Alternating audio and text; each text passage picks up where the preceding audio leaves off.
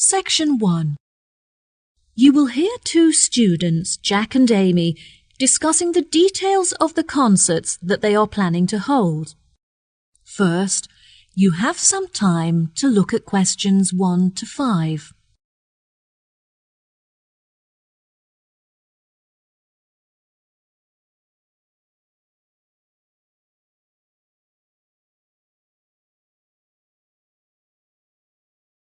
You will see there is an example that has been done for you. On this occasion only, the conversation relating to this will be played first. Oh, hi, Jack. Thank you for coming to discuss the details of the concert. It's a real help. No problem, Amy. I'm looking forward to throwing some ideas around. Shall we order coffee before we begin? Yes, I'll have a cappuccino, please. Right. First on the agenda is deciding who the intended audience is, because we'll obviously have to base our choice of music on this. The thing to do before they start is order coffee. So, coffee has been written in the space. Now we shall begin. You should answer the questions as you listen, because you will not hear the recording a second time. Listen carefully and answer questions 1 to 5. Oh, hi, Jack. Thank you for coming to discuss the details of the concert. It's a real help. No problem, Amy. I'm looking forward to throwing some ideas around. Shall we order coffee before we begin? Yes, I'll have a cappuccino, please. Right. First on the agenda is deciding who the intended audience is, because we'll obviously have to base our choice of music on this. Classical concerts are held all the time, but I'd really like to do something different and make it special. What do you think about holding it outside? I like the idea, but the weather is too unpredictable. What if we host the concert for children? We could make it more lighthearted and everyone could dress up in costume. What a wonderful idea! We could host the event every afternoon so that children can attend after school. How much do you think we should charge?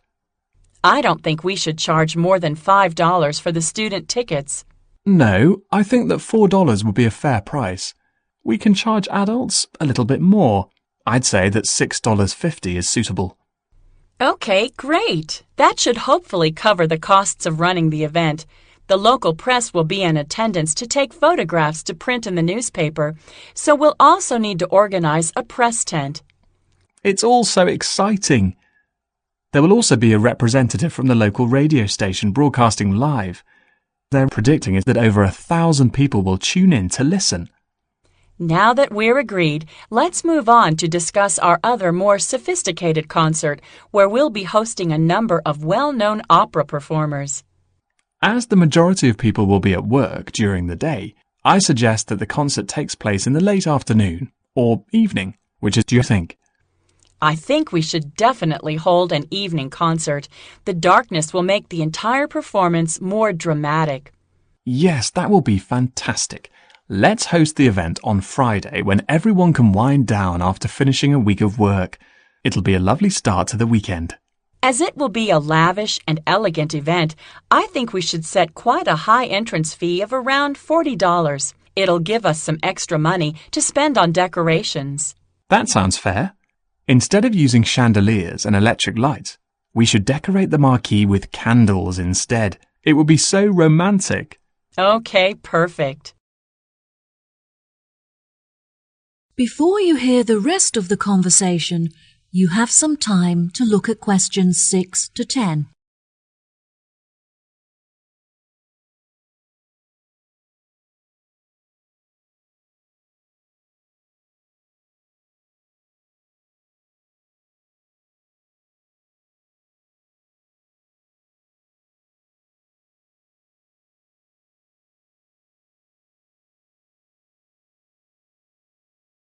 Now listen and answer questions 6 to 10.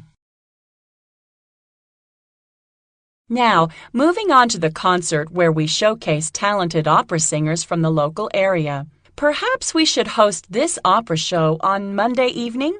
I think that the venue is already booked on Monday, but Tuesday will do nicely. How much do you think we should charge the audience for tickets? Since the performers are not professionals, perhaps we should make this a free event. Yes, tickets will be free, but we should ask everyone for a donation so that we can cover the costs of the venue and food and drink. The venue also comes complete with a piano, so hopefully one of the performers will be able to play. I had lessons when I was younger, but I'm not accomplished enough to perform in front of an audience. Well, what if we make our final concert a karaoke night where everyone of any ability can sing on stage? It could be really good fun, and it would give everyone the opportunity to join in. Yes, I love that idea. Let's hold it during the day on Saturday so that everyone, including families and the elderly, can attend. Perhaps we should offer concessions for students, children and the elderly to make the tickets more affordable and encourage everyone to come. Yes, definitely. I think that the majority of the crowd will be composed of families and friendship groups, so we should avoid giving a group discount to maximize the income from ticket sales. Let's arrange a secret surprise to end the show on a high for everyone. How about a band performance? One of my friends happens to know a famous singer who I'm sure would be happy to perform for a small fee. Oh, wow, that sounds brilliant! Well, I think we've addressed the details for all of the concerts. Thank you so much for helping. See you later. That is the end of section 1. You now have half a minute to check your answers.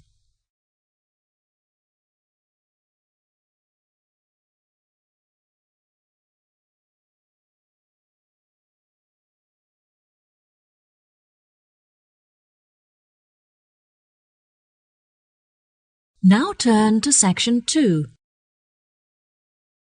Section 2. You will hear a radio program giving some advice about saving energy. First, you'll have some time to look at questions 11 to 16.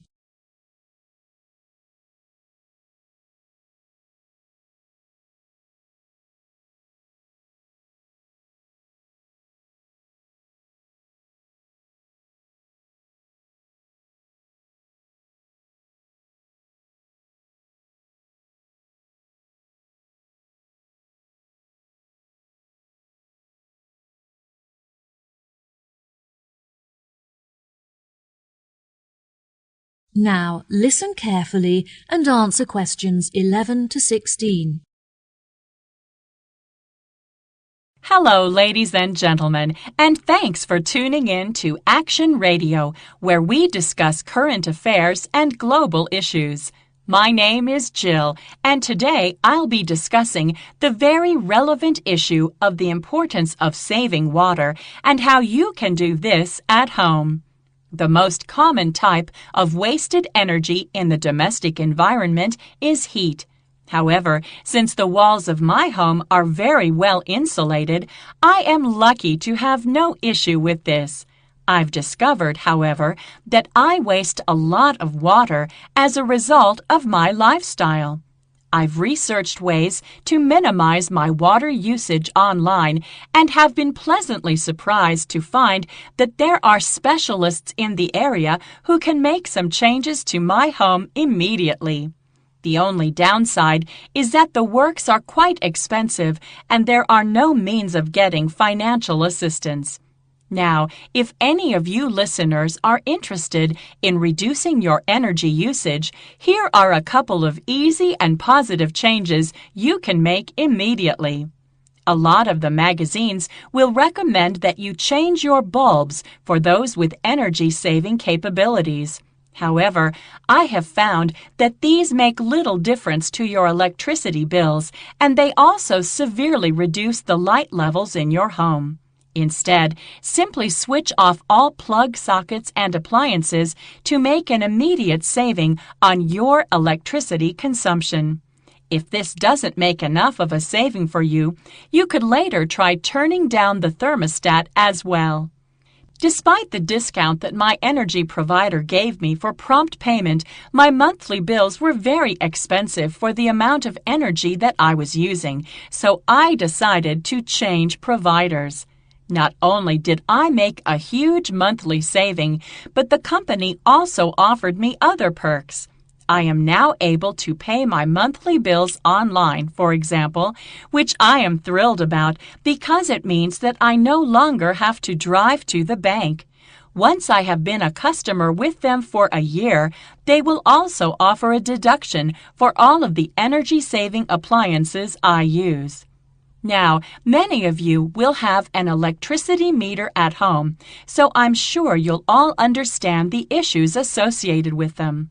They occupy a lot of space in your home and can be unsightly if you're unable to tuck them away in a cupboard. Mine is quite large as it measures both my gas and electricity, but I was luckily able to hide it in the coat cupboard where I can keep it hidden but also access it easily. Having said that, whenever I have to take a meter reading, I have to use a torch because the screen is too dark to read the numbers correctly. I have recently had an extension built on my house to make room for a new bathroom complete with a low-energy boiler so I can take long showers guilt-free. The walls are nice and thick and well insulated, but unfortunately the window is a little drafty, so I'm going to have to invest in upgrading it. Speaking of renewable energy, I initially considered installing solar panels on the roof instead of using a low-energy boiler, which was the less expensive option. In the end, I decided that the panels would look too ugly on my house, despite that they were technically easy to operate. Before you hear the rest of the talk, you have some time to look at questions 17 to 20.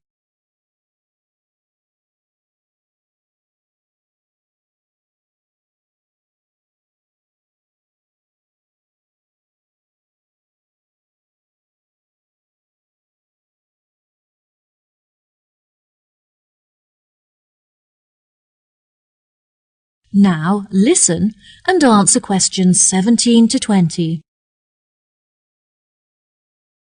Now, if you're a fan of taking long showers like I am, then switching from baths to showers will not help to reduce your water usage. Instead, here are some small but effective changes you can make. When making a cup of tea, for example, measure out the amount of water that you need before boiling it. And when brushing your teeth, use a cup of water instead of a running tap. I tried filling up my washing machine before switching it on, but I found that the clothes were not thoroughly cleaned, so I would not recommend this. If your tap drips when it is turned off, then you should call a plumber to fix it, as this can result in a lot of water being wasted. Before finishing today's show, I'd like to address two questions that we often get asked by listeners. We had some great feedback about our answer to last week's question on how to calculate the price involved in powering domestic appliances, so let's see how we do this week. One of our most commonly asked questions this week was which device is the lowest energy option for watching films. The simplest answer is that the smaller the screen, the lower the energy used. One of our listeners wrote in with a question that made me chuckle, and the answer is yes, solar panels only work when the sun is out. Now, on a more serious note, a number of you wanted to know what the most efficient temperature is to set the thermostat to. The answer is that the closer you set it to room temperature, the lower the energy used. Before I say goodbye until next week, I'll leave you with one last tip. Turn off the lights when you leave the room. That is the end of section 2. You now have half a minute to check your answers.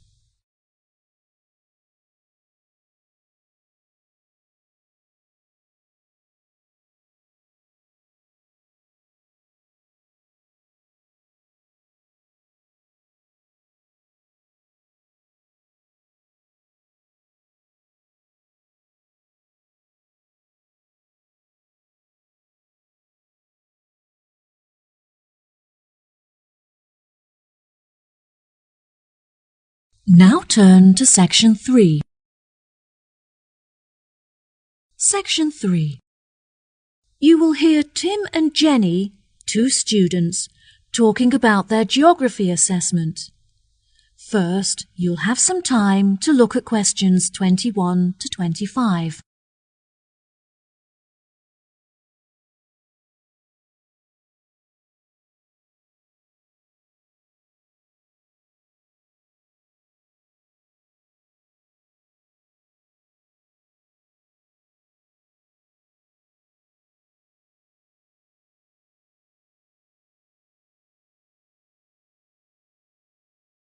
Now listen carefully and answer questions 21 to 25. Hi, Jenny. Hi, Tim. How are you doing? I'm okay, but I'm really stressed out about our geography assessment next week. Have you done any work on it yet? I've looked at it a little bit, but it would be helpful to discuss it with someone else. Do you want to chat about it with me? That would be great. Do you know what the rules are for the test?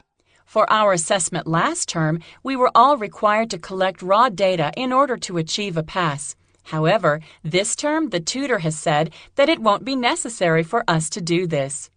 I read through the notes and they said that we are all going to be given a set of instructions that we can choose to follow if we wish, but it's not mandatory and we can complete the exam as we wish. I don't think that the rules will be too strict. As long as we don't copy the answers from anyone else's exam paper, I think we'll be sure to pass. Yes, I agree. Shall we put together a slideshow presentation with information on all of the volcanoes? I think it will really help us to revise the facts. Okay, great. Let's start with Pompeii. It's the most well-known of all the volcanoes, so it should be easy to find lots of information about it online. I'll avoid including some of the images in the presentation, as many people were killed, and some of them can be quite disturbing. We're lucky to have a double free period today, so we will have plenty of time to revise this together. Okay, next up is Mount Fago. This is an ancient mythical volcano, the location of which is unclear. There are mountainous regions in both Mexico and the USA, both of which are rumored to be the site of this volcano. It's not very scientific to list two separate locations for one volcano, but since no one has been able to prove which is the correct one, we're left with no choice. It's interesting that there is no other example of a volcano in existence today that is surrounded by so much mystery. Absolutely. I think we should include some information about Mount Etna in Sicily, which is famous for the stunning panoramas that one can appreciate from its peak. According to Google, it's a relatively new volcano compared to others in the surrounding region, which may be why it has very few of the features found in older volcanoes. Oh, how interesting. Shall we include information on Mount Hurton?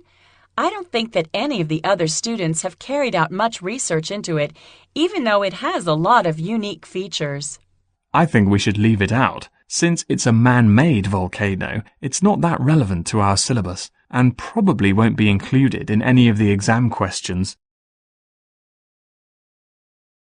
Before you hear the rest of the conversation, you have some time to look at questions 26 to 30.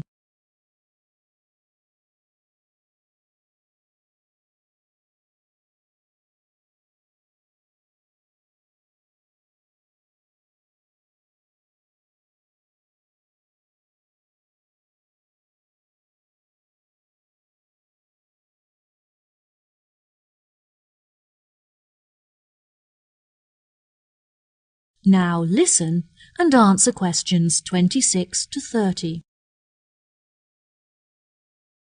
Have you gotten feedback from your tutor on your presentation last week? Yes, I have, but I don't think he was very impressed. He was satisfied by the amount of research that I had prepared before I started, but he criticized the fact that I was mostly summarizing the facts instead of giving my own opinion. Oh, that's a shame. It was frustrating that he criticized my work, but in the end I learned a lot from my tutor's feedback. He advised me that next time I should present my work as a short documentary film, which he thinks will help me to strengthen my arguments. What topic was your presentation based on? I chose to write about the lack of knowledge that most people have about volcanoes, and the fact that they see them in such a negative way. During documentaries and lectures, the scientific experts often neglect to mention the many positive features that volcanoes possess. That sounds really interesting. Well done. I think everyone enjoyed watching, but I was really nervous about talking in front of an audience. I also felt very underprepared, since I didn't finish writing the presentation until the night before, and therefore had no time to rehearse it. I'm sure it was great. Is there any other information that you think we should include in our slideshow for revision? Yes, I think it's important that we list all of the differences between active and extinct volcanoes, as there will definitely be a question on this topic. There are no documentaries on the subject, but there's a very informative website that discusses the geological structure of each volcano type. Okay, well, I'll continue collecting images and you can carry on with the online research. That is the end of section 3. You now have half a minute to check your answers.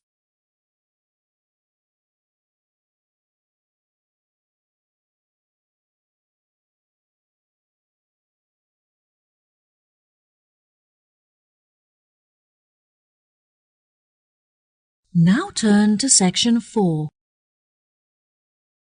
Section 4. You will hear a part of the lecture in a series of lectures about chain stores in the UK. First, you have some time to look at questions 31 to 40.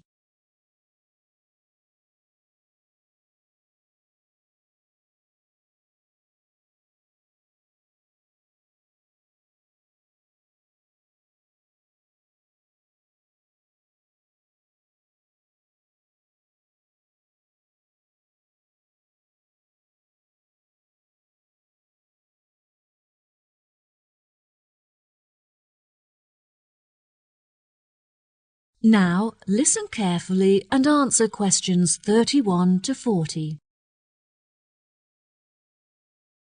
Welcome, ladies and gentlemen, to the second lecture in our series on chain stores in the UK.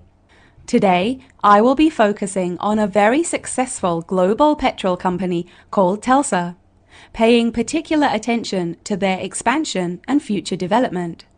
There will be time for questions at the end, so please refrain from interrupting during the talk. When it was founded, the company was a family-run organisation with only one shop open in a small town in southern England. The family was able to compete with other local companies by offering special discounts for returning customers, which resulted in a huge expansion of their client base. This strategy was so successful that they were able to open petrol stations across the country, subsequently increasing their market share in England. Within a decade, Telstra were running establishments throughout the UK, including Wales and Scotland. By comparing the sales income from all of their stores, they were able to collate data that highlighted which areas were the most profitable and receptive to their business. They discovered that by closing the less profitable stations in the south of Scotland, they could increase the income from their other more profitable stations. This example demonstrates the importance of constantly monitoring and maintaining a clear view of the finances of the company. Once the expertise required to run the company had exceeded the abilities of the family, they needed to hire professional consultants. After assessing the company's financial statements, the consultants advised that Telstra close the head office of the convenience stores in Oxford. They deemed the head office unnecessary and identified it as a financial drain on the company, as the premises were expensive to run and generated no income. In order to avoid firing any employees, they transferred over 200 staff to other offices and retrained them to carry out their new roles. Now that Telstra had conquered the petrol market in the UK, they were able to branch out into other niche areas that offered prospects for profits. They realized that they could establish a new environmentally friendly brand image by selling fresh food in their convenience stores that had been grown by local farmers.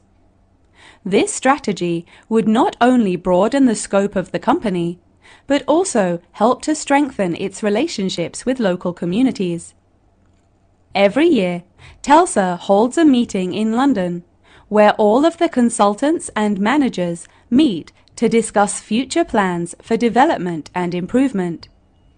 These meetings are essential to the evolution of the company, as feedback is heard from all levels of the organization, from the sales staff to the CEOs. They did this by assigning every manager the task of holding staff discussions, at which ideas and concerns would be passed on for evaluation at the meeting. Tesla decided to accommodate the individuality of each of their stores instead of forcing them to conform to one overriding company identity. They realized that by increasing the flexibility of the profit-making strategies of each of the retail stores, they subsequently became more commercially successful. The level of staff satisfaction also increased as a result, as the individuals felt that they were not being constrained to one way of thinking. To avoid misunderstandings and mistakes, any future changes were introduced in stages in order to familiarize the staff with the new regulations. Now it's time to conclude the lecture for today. So I will leave you with some food for thought before you leave. In order to run a successful business, one cannot underestimate the importance of maintaining an open mind when deciding on strategies for expansion. Sometimes it's necessary to employ an independent consultant who can offer an objective and unbiased view on the running of your company. Emotion will only ever cloud your ability to make business-related decisions. Research suitable case studies and look at how department stores, for example, were able to alter their organizational structure whilst minimizing costs and staff redundancies. Precedents are an essential resource when it comes to making decisions for your own business, so don't undervalue them. Well, that wraps up our lecture for today. If there are any questions, that is the end of section 4. You now have half a minute to check your answers.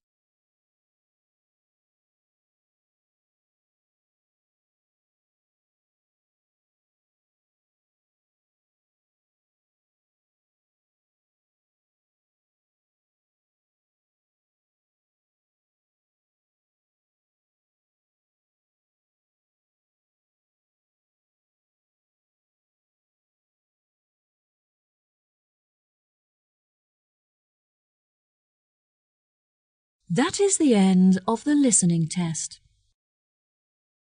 In the IELTS test, you will now have 10 minutes to transfer your answers to the answer sheet.